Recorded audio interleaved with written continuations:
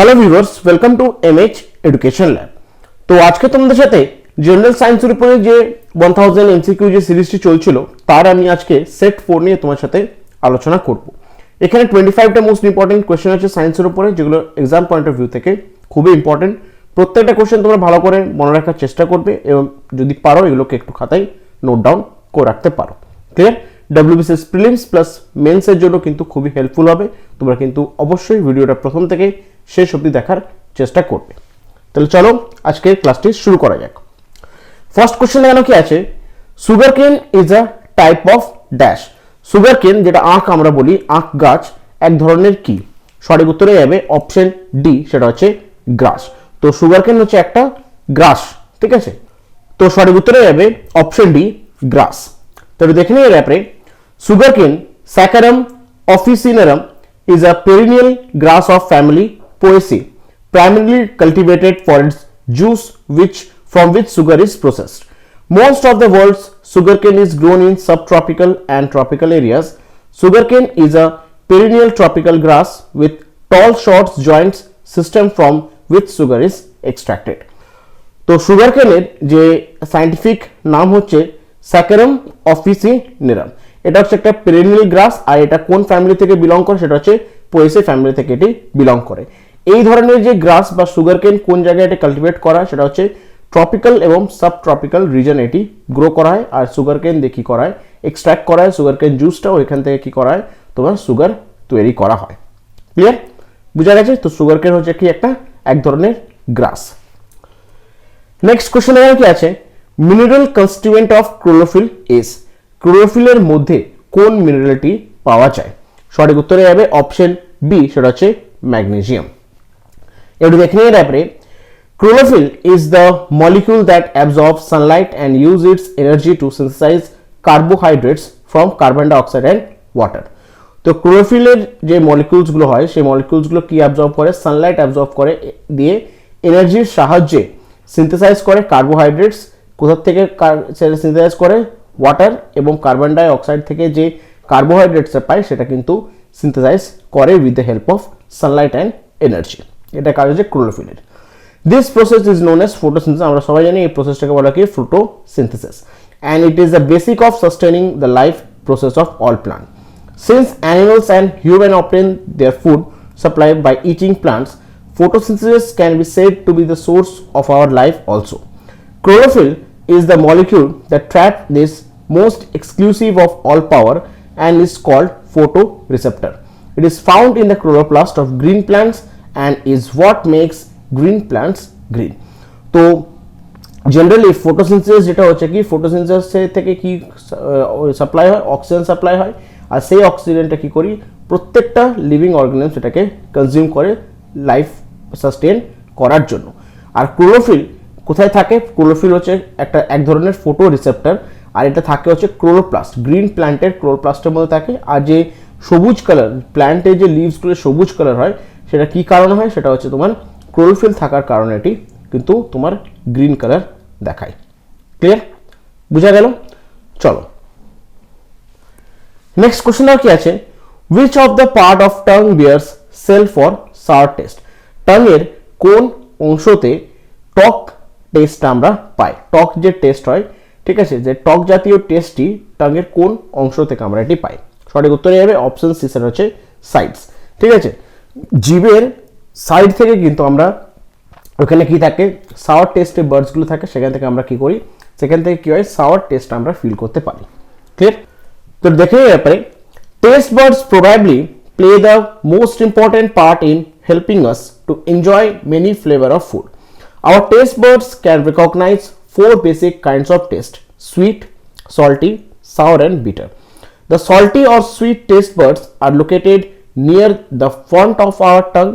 The sour taste buds lines the side of our tongue, and the bitter taste buds are found at the very back of our tongue. তো test Buds probably কি করে?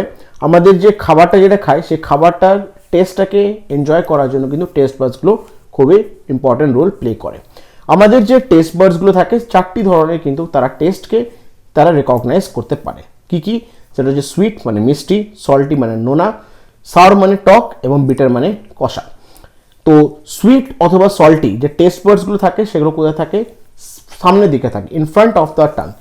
Sour যে taste বার্ডসগুলো থাকে সেগুলো হচ্ছে sides of our tongue থাকে, টাঙ্গের সাইডসগুলো থাকে। এবং বিটার যে কষা যে ভাবটা থাকে, সেই যে কষা ভাবটা কোন জায়গায় থাকে, টেস্ট বার্ডসগুলো করে থাকে, সেটা হচ্ছে জিভের পিছন দিক করে। ক্লিয়ার? তো এই চারটে টেস্টের যে টেস্ট বার্ডসগুলো আছে সেটা হচ্ছে তার পজিশনগুলো হচ্ছে টাঙের মধ্যে। বোঝা গেছে? চলো নেক্সট কোশ্চেন এখানে কি আছে, হু ডিসকভার্ড ম্যালেরিয়া কজিং জার্মস। তো এনাদের মধ্যে কে আবিষ্কার করেছিলেন ম্যালেরিয়া যে রোগটি আছে সেই রোগটি জার্মসের কারণে হয়, ওই সায়েন্টিস্টের নাম কি? সঠিক উত্তরে হবে option B, Charles Louis Alphonse ল্যাভারিন। তো ইনি আবিষ্কার করেছিলেন যে ম্যালেরিয়া যে রোগটি হচ্ছে সেই রোগটি কিন্তু জার্মসের কারণে হয়। এবার দেখে নিয়ে আপনি, Charles Louis Alphonse Laveran, a French army surgeon, sanctioned its constituent Algerian discovered that malaria was caused by protozoan parasite in 1880। তো একজন ফ্রেঞ্চ আর্মি সার্জন ছিলেন, উনি হচ্ছেন চার্লস লুইস অ্যালফন্সে ল্যাভারিন। তো উনি আবিষ্কার করেছিলেন 1880 সালে যে ম্যালেরিয়া যে রোগটি হচ্ছে সেই রোগটি কিন্তু কি কারণে হয়, জার্মসের কারণে হয়। সেই জার্মসটা হচ্ছে কি, প্রোটোজোয়ান প্যারাসাইট। তো প্রোটোজোয়ান প্যারাসাইটের কারণে কিন্তু কি হয়, ম্যালেরিয়া রোগটি স্প্রেড করে। ক্লিয়ার? এটা কিন্তু ডিসকভার করা হয়েছিল 1880 সালে। চলো পরবর্তী প্রশ্ন এখানে কি আছে, which one of the following is not an example of eukaryotic organism। এই অর্গানিজমসগুলোর মধ্যে কোন অর্গানিজমটি এক্সাম্পল নয় ইউক্যারিওটিক অর্গানিজমের? সঠিক উত্তরে হবে অপশন বি, সেটা হচ্ছে ব্যাকটেরিয়া। ক্লিয়ার? একটু দেখে নিয়ে আপনি, ইউক্যারিওটিক অর্গানিজম কাদেরকে বলে, সেটা হচ্ছে eukaryotic organisms whose cell have nucleus enclosed within membranes। Eukaryotic অর্গানিজমসগুলো সেই অর্গানিজমসগুলোকে বলা হয় যার নিউক্লিয়াসটি এনক্লোজড করা থাকে মেমব্রেন্সদের মধ্যে। মেমব্রেন্সের মধ্যে যদি যে অ্যানিমালসগুলোর যে সেলসগুলো হয়, সেলসের মধ্যে যে নিউক্লিয়াসটি পাওয়া যায়, সেই নিউক্লিয়াসটি যদি এনক্লোজ করা থাকে মেমব্রেনের মধ্যে, তো সেই ধরনের অ্যানিমালসগুলোকে বা সেই ধরনের অর্গানিজমসগুলোকে বলি কি আমরা ইউক্যারিওটিক অর্গানিজমস। ক্লিয়ার? ব্যাকটেরিয়া কিন্তু ইউক্যারিওটিক অর্গানিজমের মধ্যে পড়ে না। বুঝা গেছে? চলো নেক্সট কোশ্চেন দাও কি আছে, during inter conversion of energy from one form of to another form total energy at any Times remains dash.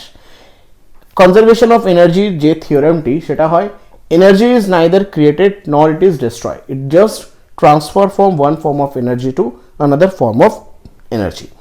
তো কোশ্চেন এখানে বলেছে যে যখন ইন্টার কনভার্সন অফ এনার্জি হয়, একটা ফর্ম থেকে আরেকটা ফর্ম যখন ইন্টার কনভার্সন অফ এনার্জি হয়, তো টোটাল এনার্জিটা কোন মানে প্রত্যেকটা সময় কি থাকে? সঠিক উত্তরে হবে অপশন এ, সেটা হচ্ছে কনস্ট্যান্ট। আমি আগে বললাম এর থিওরেমটা যে energy is neither created not it destroy, it is just transfer from one form to another form. তো যখন এনার্জি কনভার্সেশন হয় তখন কি হয়, প্রত্যেকটা সময় টোটাল এনার্জি যেটা হয় প্রত্যেকটা সময় কিন্তু সেটা কনস্ট্যান্ট থাকে। ক্লিয়ার? তো during inter conversion of energy from one form to another form total energy at any Times remain constant. যে কোনো সময় যদি আমি টোটাল এনার্জি যেটা হয় যে কোনো সময় ইন্টার কনভার্সন অফ এনার্জির সময় যদি আমি কনসিডার করি, প্রত্যেকটা সময় কি হয়, তোমার এনার্জিটা কনস্ট্যান্ট থাকে, কোনো সময় কিন্তু চেঞ্জেস কিছুই হয় না। ক্লিয়ার? চলো নেক্সট কোয়েশ্চেন কি আছে, which of the following is a physical change। এগুলোর মধ্যে কোনটি physical change? Physical change, chemical change দু রকমের চেঞ্জ হয়। ফিজিক্যাল চেঞ্জ হচ্ছে টেম্পোরারি চেঞ্জ, কেমিক্যাল চেঞ্জ হচ্ছে পার্মানেন্ট চেঞ্জ। ফিজিক্যাল চেঞ্জের মধ্যে কোনো নিউ সাবস্টেন্স ফর্ম করে না, কেমিক্যাল চেঞ্জের মধ্যে নিউ সাবস্টেন্স ফর্ম করে। আরও অনেক কিছু আছে, তো এখানে বলেছে যে ফিজিক্যাল এগুলোর মধ্যে কোনটি ফিজিক্যাল চেঞ্জ? সঠিক উত্তরে যাবে অপশন সি, সেটা হচ্ছে সাবলিমেশন। ঠিক আছে, সাবলিমেশন হচ্ছে কি ফিজিক্যাল চেঞ্জ।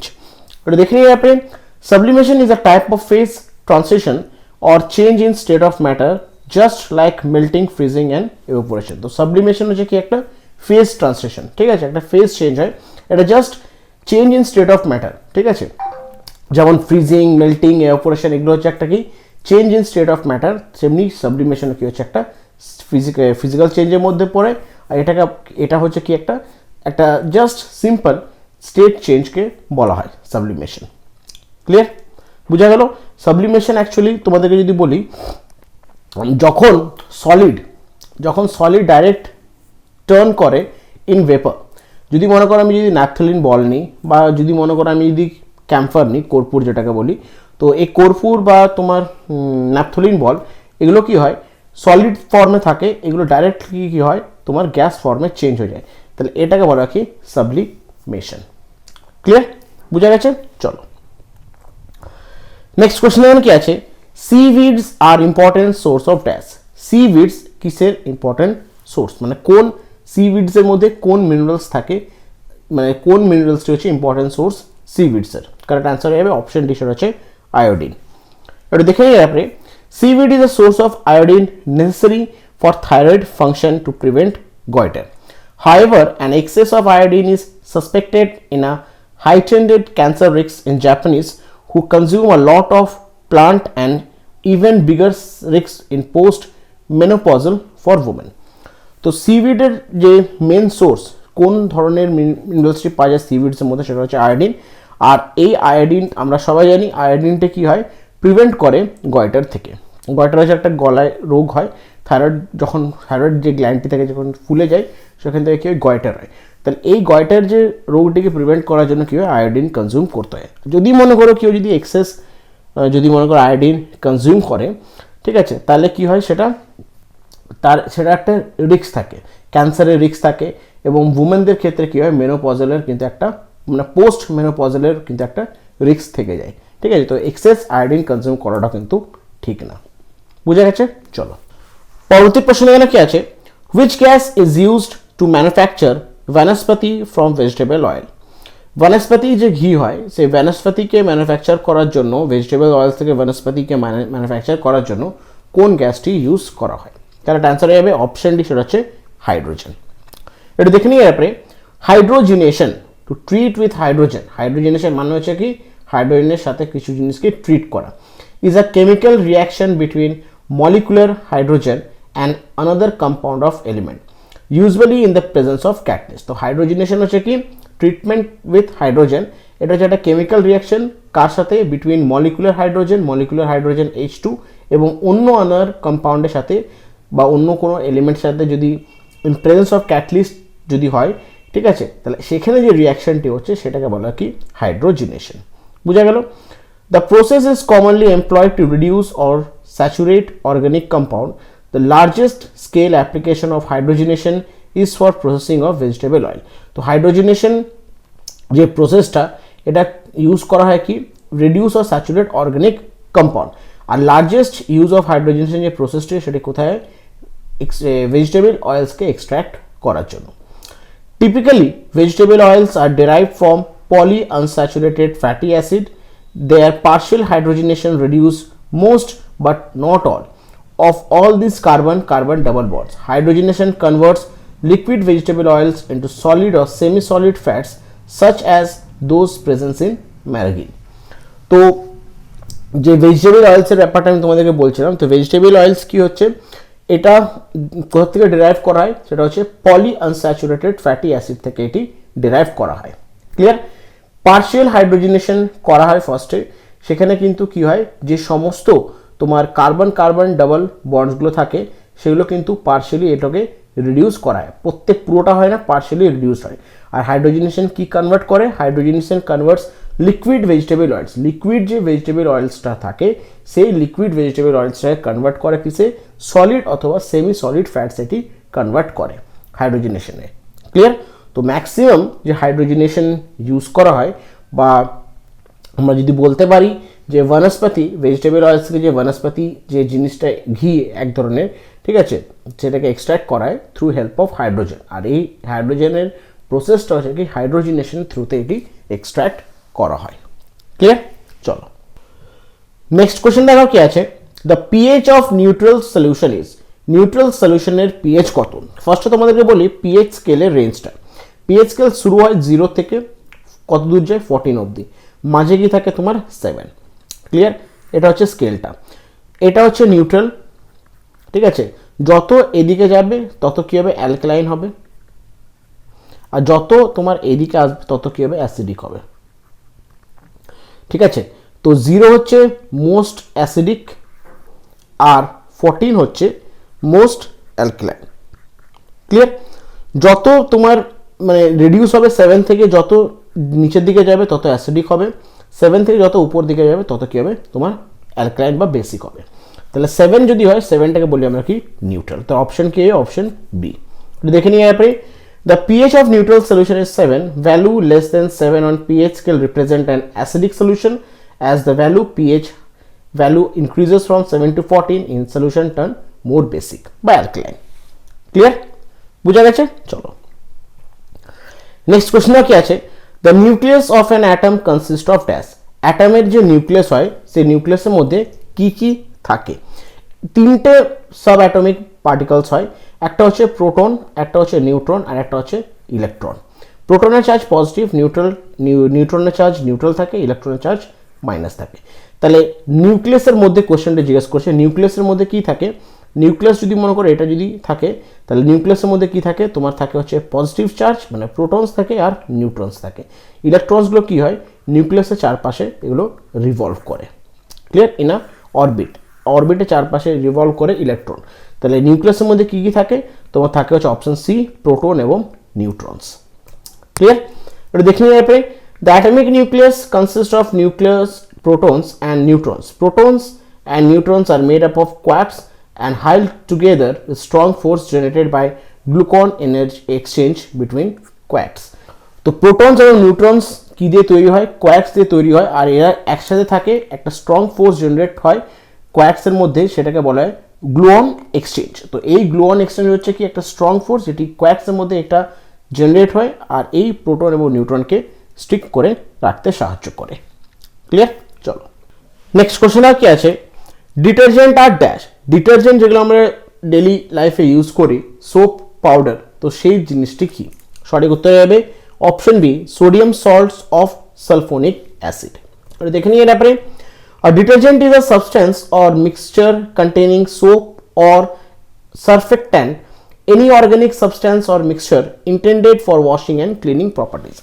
তো ডিটারজেন্টের মধ্যে যে জিনিসটা থাকে সেটা হচ্ছে কি তোমার থাকে হচ্ছে sodium salt of sulphonic acid. এটা কিন্তু জেনারেলি পাওয়া যায় ডিটারজেন্টের মধ্যে, আর আমরা অবভিয়াসলি প্রত্যেক দিন ডিটারজেন্ট ইউজ করি ফর ক্লিনিং পারপাসের জন্য, ওয়াশিং ক্লোথস, ক্লিনিং পারপাসের জন্য কিন্তু আমরা ডিটারজেন্ট ইউজ করি। ক্লিয়ার? চলো নেক্সট কোশ্চেন কি আছে, the noble gas used in radiotherapies. রেডিওথেরাপির জন্য কোন নোবেল গ্যাস জেনারেলি ইউজ করা হয়? কারেক্ট অ্যান্সার হয়ে যাবে অপশন সি রেডন। এটা দেখে নিয়ে ব্যাপারে it is a chemical element with the symbol Rn and atomic number 86. রেডনের যে কেমিক্যাল সিম্বল সেটা হচ্ছে Rn আর এর অ্যাটমিক নাম্বার হচ্ছে কত? 86. It is a noble gas. It was first discovered in 1898 by Pierre Curie and Marie Curie. Radon is an radioactive element. It is used in treatment of cancer disease as radiotherapy. Radon is noble gas that is emitted naturally by soil. Simple আছে। এটা হচ্ছে একটা Nobel gas, সেটি discover করা হয়েছিল প্রথম 1898-এ। কে ডিসকভার করেছিলেন? পেরি কিউরি এবং ম্যারি কিউরি। রেডিও অ্যাক্টিভ এলিমেন্টসের রেডন হচ্ছে একটা রেডিও অ্যাক্টিভ এলিমেন্ট, আর এটা কিসের জন্য ইউজ করায়? Treatment of cancer disease as radiotherapy. Clear? Radon কোথা থেকে এমিট করা হয়? সেটা হচ্ছে এটি এমিট হয় ন্যাচুরালি বাই সয়েল। বুঝা গেছে? চলো নেক্সট কোশ্চেন কি আছে, ethanol containing 5% water is known as dash. ইথানলের মধ্যে যদি 5% যদি ওয়াটার থাকে সেটাকে জেনারেলি আমরা কি বলি? সঠিক উত্তরে যাবে অপশন এ, সেটা হচ্ছে রেকটিফাইড স্পিরিট। এটা দেখে নিয়ে ব্যাপারে কি রেকটিফাইড স্পিরিট মানে, আর rectified spirit or rectified alcohol or neutral spirit is highly concentrated ethanol which has been purified by means of repeated distillation, a process that is called rectification. It typically contains 95% of alcohol by volume. Rectified spirit are used in a mixed drinks in production of liquors for medicinal purposes and as a household solvent. তো রেটিফাইড spirit অথবা রেটিফাইড alcohol অথবা neutral spirit হচ্ছে কি highly concentration থাকে ইথানলের। এটি কিন্তু purified করা হয়, রিপিটেড ডিস্টিলেশনের প্রসেস দিয়ে এটি পিউরিফাইড করা হয়, আর এই রেটিফিকেশনের প্রসেসের মধ্যে 95% কি থাকে তোমার ইথানল থাকে। ঠিক আছে, 95% কি থাকে অ্যালকোহল থাকে বাই ভলিউম। আর কোথায় কোথায় ইউজ করে রেটিফাইড স্পিরিট সেটা হচ্ছে mixed drinks in production of liquors, আর তার সাথে মেডিসিনাল পারপাসের জন্য ইউজ করা হয়, এবং কিছু হাউসহোল্ড সলভেন্টের মধ্যেও রেটিফাইড স্পিরিট বা এই রেটিফাইড অ্যালকোহল বা নিউট্রাল স্পিরিট ইউজড করা হয়। ক্লিয়ার? এর কনসেন্ট্রেশনটা হচ্ছে 95%, কি থাকে? অ্যালকোহল থাকে। বুঝা গেছে? চলো নেক্সট কোশ্চেন এখানে কি আছে, the important or of aluminium is, অ্যালুমিনিয়ামের ইম্পর্টেন্ট ওর এগুলোর মধ্যে কোনটি? কারেক্ট আনসার হয়ে যাবে অপশন এ বক্সাইট। এটা দেখে নিয়ে ব্যাপারে, bauxite is a form of sedimentary rock and is the principal source of popular metal aluminum. In the earth crust, aluminum is most abundant metal. The chemical formula of bauxite is Al2O3.2H2O. তো bauxite যেটা, bauxite হচ্ছে একটা form of sedimentary rock, আর এটা হচ্ছে অ্যালুমিনিয়ামের তোমার ওর, ঠিক আছে? এটা হচ্ছে অ্যালুমিনিয়ামের সোর্স, প্রিন্সিপাল সোর্স বা অ্যালুমিনিয়ামের ওর। এটা হচ্ছে বক্সাইট, অ্যালুমিনিয়ামকে বলা হয় তোমার most abundant metal exist on the earth crust. Clear? আর বক্সাইটের ফর্মুলা হচ্ছে Al2O3.2H2O। বুঝা গেছে? চলো নেক্সট কোশ্চেন আর কি আছে, what is the process of melting also called? Melting এর প্রসেসটির আরেকটি নাম কি? কারেক্ট আনসার হয়ে যাবে অপশন এ, সেটা হচ্ছে ফিউশন।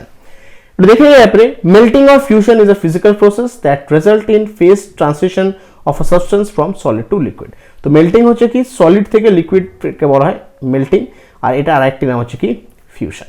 এটা হচ্ছে একটা ফিজিক্যাল প্রসেস যেখানে স্টেট চেঞ্জ হয় সলিড থেকে লিকুইড। ক্লিয়ার? নেক্সট কোশ্চেন আর কি আছে, a man inside an artificial satellite feels weightless because the force of attraction due to the earth is dash. যখন একটি মানুষ আর্টিফিশিয়াল স্যাটেলাইটের ভিতরে বসে থাকে তো তখন সে ফিল করে ওয়েটলেসনেস। ক্লিয়ার? এটির কারণ হচ্ছে because the force of attraction due to the earth is dash. ঠিক আছে? আর্থের যে ফোর্স অফ অ্যাট্রাকশন তখন কি হয়, সেই কারণে সেই মানুষটি যখন আর্টিফিশিয়াল স্যাটেলাইটের মধ্যে বসে থাকে তখন সেই ওয়েটলেসনেস ফিল করে। এর সঠিক উত্তর হবে option A, zero at that place.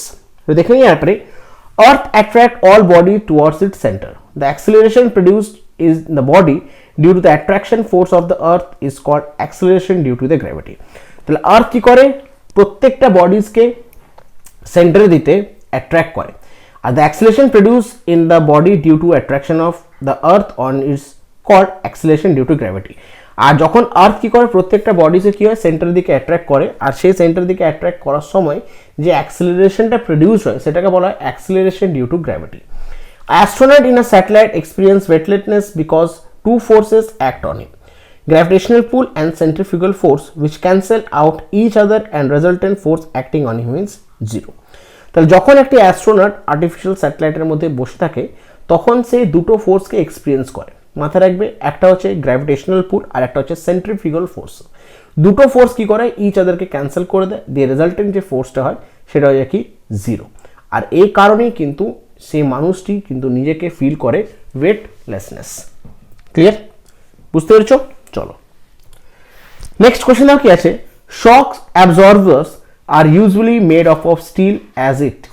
Shock absorber এগুলো কি দিয়ে তৈরি হয়, স্টিল। তো কোন ধরনের স্টিল দিয়ে শক অ্যাবজর্ভার তৈরি করা হয়? কারেক্ট অ্যান্সার হবে option C, has higher elasticity. যে ধরনের স্টিলগুলো ইলাস্টিসিটি খুব বেশি থাকে সে ধরনের স্টিলগুলো দিয়ে শক অ্যাবজর্ভার তৈরি করা হয়। এটা দেখে নিয়ে আপনি, shock absorber is a mechanical device design to smooth or damp shock impulse and dissipate kinetic energy. Steel is an alloy made of combining iron and other elements. The most common of being is carbon. তো শক absorber হচ্ছে mechanical device যেটা design করা হয় কিসের কারণে, impulse এবং dissipate যে kinetic এনার্জিগুলো আছে সেগুলোকে স্মুথ আউট করার জন্য। ক্লিয়ার? স্টিল দিয়ে জেনারেলি শক অ্যাবজর্ভার তৈরি করা হয়। কোন ধরনের স্টিল দিয়ে করা হয়, সেটা হচ্ছে যে ধরনের স্টিলগুলো ইলাস্টিসিটি যাদের হায়ার আছে সে ধরনের স্টিল দিয়ে শক অ্যাবজর্ভার জেনারেলি তৈরি করা হয়। স্টিল কি দিয়ে তৈরি করা হয়, স্টিল হচ্ছে alloy made up of combining of iron and other element. ঠিক আছে? আদার এলিমেন্টটা কি, মেনলি এটা ইউজ করা হয় কার্বন। বুঝা গেছে? ক্লিয়ার? চলো পরবর্তী প্রশ্ন এখানে কি আছে, what is the maximum value of deforming force up to the material so elastic property and above which material loses it. Next question কি আছে, what is the maximum value of deforming force up to which a material shows elastic property and above which the material loses it. কোশ্চেনটা মানে হচ্ছে মানে maximum value যতটা অবধি elastic property সেই ম্যাটেরিয়ালটা মানে এক্সটেন্ড করতে পারে, তারপরে যদি সেটাকে তুমি জোরজবস্তি করো সেটা ভেঙে যায় বা কিছু প্রবলেম হয়ে যায় বা ডিফর্ম করে যায়। তো সেই লিমিটটির নাম কি? সঠিক উত্তর হবে অপশন সি, ইলাস্টিক লিমিট। তো দেখে নিই অ্যাপে, the maximum extent to which a solid may be stretch without permanent alteration of shape or size, সেটাকে বলা ইলাস্টিক লিমিট। মানে যতটা ম্যাক্সিমাম এক্সটেন্ট অবধি একটা সলিড জিনিসকে তুমি স্ট্রেচ করতে পারবে without any alteration in shape size, সেই জিনিসটা, সেই লিমিটটাকে বলা হয় তোমার ইলাস্টিক লিমিট। বুঝা গেছে? নেক্সট কোশ্চেন কি আছে, with the increase of pressure the boiling point of substance dash. যদি আমি ইনক্রিজ করি, প্রেশারটাকে যদি আমি ইনক্রিজ করি, তাহলে সেই সাবস্টেন্সের বয়লিং পয়েন্টটা কি হবে? With increase in pressure the boiling point of substance decrease হবে, না ইনক্রিজ হবে, না কনস্ট্যান্ট থাকবে, না জিরো হবে? সঠিক উত্তরে অপশানে সেটা হচ্ছে ইনক্রিজ। যদি আমি কোনো সাবস্টেন্সের যদি আমি প্রেশারটাকে যদি ইনক্রিজ করি, তার বয়লিং পয়েন্টটা কী হবে? তোমার ইনক্রিজ করবে। ক্লিয়ার? একটু দেখে নেওয়ার ব্যাপারে, the temperature stay the same until all the liquid has vaporised. As the temperature of liquid rises, the pressure of escaping vapor also rises, and the boiling point of pressure is escaping vapor is equal to the extent of liquid by surrounding air, causing bubbles to form. তাহলে যদি মনে করো আমি কোনো সাবস্টেন্সের বা কোনো liquid সাবস্টেন্সের যদি আমি প্রেশারটাকে যদি ইনক্রিজ করি, তার বয়লিং পয়েন্টও কিন্তু ইনক্রিজ হবে। এখানে বলে দিয়েছে the temperature stay the same until the liquid has vaporise. যতক্ষণ না লিকুইডটা ভেপোরাইজ হচ্ছে ততক্ষণ কী হয়? টেম্পারেচারটা ঠিকঠাক বা সেম থাকে, মানে সেম তার টেম্পারেচারটা থাকে। As the temperature of liquid rises the pressure of escaping vapour also rises. যখনই টেম্পারেচারটা রাইজ হয় তখন কি হয়? লিকুইডের যে প্রেশারটা সেটা কিন্তু আস্তে আস্তে রাইজ হয়। বুঝা গেল? তো সেটাই বলেছে, যখনই তোমার কোনো প্রেশার, লিকুইডের যদি প্রেশারটাকে ইনক্রিজ করি, তার বয়লিং পয়েন্টটা কী হবে? তোমার ইনক্রিজ করবে। ক্লিয়ার? চলো পরবর্তী প্রশ্ন কি আছে, among the following materials sound travel faster in dash. কোন ম্যাটেরিয়ালের মধ্যে সাউন্ড সব থেকে বেশি ফাস্টার ট্রাভেল করে? কারেক্ট আনসার হয়ে যাবে অপশন এ, স্টিল। দেখেন একটু এর ব্যাপারে, the speed of sound is distance travelling during the unit of time by the sound wave propagating through a elastic medium. In dry air 20 degree Celsius 68 degree Fahrenheit, the speed of sound is 343.2 meter per second. The speed of sound varies from substance to substance. Sound travel faster in liquid and non-porous solid than in the air it is. তাহলে যত sound কী হয়, different মিডিয়ামে কী হয়, সাউন্ডের তোমার speed হয়। সাউন্ডের normal যে স্পিড হয় সেটা হচ্ছে 340 থেকে 345 অবধি ভ্যারি করে নর্মাল ইয়ারে। আর সব থেকে বেশি সাউন্ড ট্রাভেল ফাস্টার হয় কিসে? সেটা হচ্ছে সলিডে, তারপরে হচ্ছে লিকুইডে, তারপর হচ্ছে এয়ারে। আর এখানে স্টিল হচ্ছে কি সলিড, তাহলে সলিডের মধ্যে সব থেকে ট্রাভেল করবে সাউন্ড ফাস্টার। বুঝা গেছে? ক্লিয়ার?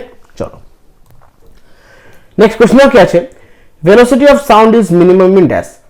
সাউন্ডের যে ভেলোসিটি কিসে সব থেকে মিনিমাম হয়? সঠিক উত্তরে যাবে অপশন বি, সেটা হচ্ছে ভ্যাকামে। ভ্যাকামে সাউন্ডের সব প্রপার্টি কী হয়? সব থেকে মিনিমাম। কেন? ভ্যাকামে কী হয়, সেখানে কিন্তু কোনো মিডিয়াম থাকে না। আর যদি মিডিয়াম না থাকে সাউন্ড কিন্তু প্রোপাগেট করবে না, ভাইব্রেটেশনের কারণে কিন্তু সাউন্ড প্রডিউস হয়। মিডিয়ামে যদি না থাকে তাহলে সাউন্ড কিন্তু সেখান থেকে ট্রাভেল করবে না। ক্লিয়ার? একমাত্র ভ্যাকাম দিয়ে একটি এনার্জি ট্রাভেল করে, সেটা হচ্ছে লাইট এনার্জি। বাদ বাকি কোনো এনার্জি ভ্যাকাম দিয়ে ট্রাভেল করে না। তো দেখে নিই এক্সপ্লেনেশনটা। The speed of sound in vacuum is 0 meter per second. As sound cannot travel in vacuum, sound is a wave, which means it spread through the vibration of particles in a medium such as air or water. তাহলে সাউন্ডের জন্য travel করার জন্য কি লাগে? তোমার medium লাগে। ভ্যাকামে কিন্তু কোনো মিডিয়াম থাকে না, আর মিডিয়াম না থাকার কারণে কিন্তু সাউন্ড কিন্তু সেখানে কি হয়ে যায়? তোমার 0 meter per second। ক্লিয়ার? চলো নেক্সট কোশ্চেন কি আছে, safety fuse wire used in domestic electrical appliances is made up of metal of low dash. যে আমাদের ঘরে, প্রত্যেকটা ঘরে কি হয়? সেফটি ফিউজ ইউজ করা হয়। তাহলে সেফটি ফিউজ ইলেকট্রিক অ্যাপ্লায়েন্সকে বাঁচানোর জন্য সেফটি ফিউজ ইউজ করায়। সেফটি ফিউজে যে ধরনের মেটেলটা ইউজ করা হয়, সেই মেটেলটার কি লো থাকে? রেজিস্ট্যান্স, না মেল্টিং পয়েন্ট, না স্পেসিফিক গ্র্যাভিটি, না কন্ডেনসেন্স? সঠিক উত্তর হয়ে যাবে অপশন বি, সেটা হচ্ছে মেল্টিং পয়েন্ট। দেখে নিই এর আপনি, the fuse wire is based on Joule's law of heating, which says that when the electric current is allowed to pass through a conductor, the conductor heats up and the propagation of the square to the current. The main object of fuse wire is electric circuit is to provide protection against short circuit or overload current. For the purpose, the material used in the fuse wire should have a high resistance and low melting point. তাহলে fuse wire কিসের উপরে base করে? সেটা হচ্ছে joules law of heating, এটার উপরে fuse ওয়্যারটা base করে। আর fuse ওয়্যারের ফিউজের যে মেন মানে ফাংশন, সেটা হচ্ছে অ্যাপ্লায়েন্সকে বাঁচানোর জন্য। ওভারলোড কানেক্ট যখন কারেন্ট হয়, কোনো শর্ট সার্কিট হয়, তো সেগুলোকে প্রোটেক্ট করার জন্য কিন্তু জেনারেলি আমরা ফিউজ ইউজ করি। আর ফিউজ যে মেটেরিয়ালসটা ইউজ করবো তার পারপাস হচ্ছে সেই মেটেরিয়ালসটা হাই রেজিস্ট্যান্স থাকবে এবং লো মেল্টিং পয়েন্ট থাকবে। ক্লিয়ার? চলো নেক্সট কোশ্চেন কি আছে, the following particles move with same kinetic energy, which of them has maximum momentum. তো এই পার্টিকলসগুলোর কি হয়, প্রত্যেকটা পার্টিকলসের কাইনেটিক এনার্জি সেম, বাট এগুলোর মধ্যে কোন পার্টিকেলের সব থেকে ম্যাক্সিমাম মোমেন্টাম আছে? সঠিক উত্তরে যাবে অপশন ডি, সেটা হচ্ছে alpha particle. Electron, proton, neutron, alpha particle, প্রত্যেকটা পার্টিকেলে কিন্তু কাইনেটিক এনার্জি প্রায় সেম অর লেস কি হচ্ছে তোমার সেম, ঠিক আছে, বাট আলফা পার্টিকেলের যে মোমেন্টাম সেটা হচ্ছে কিন্তু সব থেকে বেশি। তো দেখে নিই এরপরে, the formula for kinetic energy in term of momentum for fundamental particle is just basically a quantized version of classical formula. Classical formula quantized version হচ্ছে kinetic energy in momentum for fundamental particle. এর formula হচ্ছে kinetic energy ke equals to p square by 2m, যেখানে ke হয়েছে kinetic energy, p হয়েছে momentum, m হয়েছে mass of the particle. Clear? চলো আচ্ছা, শেষ প্রশ্ন এখানে কি আছে, a bottle of soda lime is grasped by the neck and swung briskly in a vertical circle. Near which portion of the bottle do the bubbles collect? একটা soda লাইমের বটলকে আমি কি করেছি, নেক দিয়ে একটা নেকে আটকেছি, মানে মাথাটাকে আটকেছি, মুখটাকে দিয়ে সেটাকে কি করছি আমি ভার্টিক্যাল সার্কেলে এটাকে আমি ঘোরাচ্ছি। তাহলে কোন পোর্শনে বাবলসগুলোকে কালেক্ট হবে? সঠিক উত্তরে যাবে option C, near the neck. ঠিক আছে, একটা মনে করো সোডা লাইম বটল আছে, সেই বটলটাকে আমি কি করেছি নেকের মধ্যে, এটা মানে নেকের মধ্যে একটা স্ট্রিং দিয়ে এটাকে ভার্টিক্যালি ঘোরাচ্ছি, তো কোন জায়গাতে গিয়ে বাবলসগুলো কালেক্ট হবে? তাহলে এক্সপ্লেনেশন দেখে নাও। when the bottle of soda lime is grasped by the neck and swung briskly in a vertical circle, the bubbles collect at the top of the bottle with the neck. What flows is carbonated drinks is carbon dioxide gas. A carbonated beverage forms the bubbles when the dissolved carbon dioxide is depressures into the form of emulsion at the top. তো একটা যখন soda lime bottle থাকে বা কোনো cold ড্রিঙ্কসের bottle থাকে, তো সেই বটলটাকে যখন আমি নেককে যদি স্ট্রিং বাঁধি, স্ট্রিং দিয়ে যদি ঘোরাই, তাহলে ঘোরানোর সময় যে তোমার বাবলসগুলো যে ফর্ম করে সেটা কোথায় ফর্ম করে, সেটা হচ্ছে নেক অফ দ্য বটলে। কেন ফর্ম করছে বাবলসগুলো? সেটা হচ্ছে due to the presence of carbon dioxide in the drinks. ঠিক আছে, সেটা কার্বনেটেড যে ড্রিঙ্কস, ওগুলো কার্বনেটেড ড্রিঙ্কস বলা হয়, সেই কার্বনেটেড ড্রিঙ্কসের মধ্যে কার্বন ডাইঅক্সাইড থাকছে, আর এই কার্বন ডাইঅক্সাইডের কারণে কিন্তু বাবলসগুলো ফর্ম করছে নেকের মধ্যে। ক্লিয়ার? তো এগুলো ছিল আজকের মোস্ট ইম্পর্টেন্ট 25টা এমসিকিউ, যেগুলো তোমাদের সাথে আলোচনা করলাম। আশা করছি প্রত্যেকটা কোশ্চেন তোমরা বুঝতে পেরেছো। তো অবশ্যই তোমাদেরকে রিকোয়েস্ট করবো প্রত্যেকটা কোশ্চেন ভালো করে মনে রাখার চেষ্টা করবে, এবং যদি পারো এগুলোকে খাতে একটু নোট ডাউন করে রাখার চেষ্টা করবে। ফের তো আজকের ক্লাসটি আমি এখানে শেষ করছি। নেক্সট ক্লাসে তোমাদের সাথে সায়েন্সের আরও ইম্পর্টেন্ট এমসিকিউ নিয়ে আলোচনা করব। Thank you, have a nice day.